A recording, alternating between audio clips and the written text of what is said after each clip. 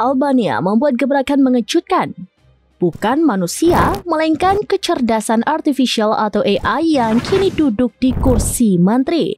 Namanya Dela, chatbot AI yang secara resmi diperkenalkan Perdana Menteri Edi Rama pada Jumat 12 September 2025. Rama menyebut Dela ditugaskan khusus untuk membasmi korupsi dan memastikan tender publik bebas permainan.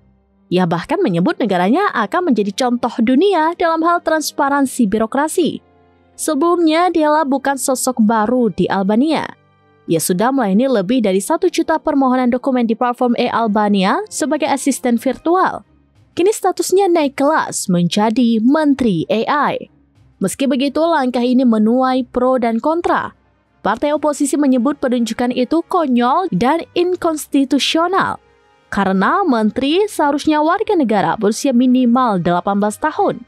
Sebaliknya, sejumlah pengamat menilai ide ini bisa menjadi awal sistem transparan. Pakar hukum King's College London, Andy Hoxhedge bahkan menyebut AI mampu meminimalisir praktik korupsi dalam proyek publik. Rama mengakui keputusannya mungkin terdengar main-main. Namun ia menegaskan tujuan utamanya adalah menekan para menteri manusia agar bekerja lebih serius jika tidak ingin digantikan oleh AI seperti Dela.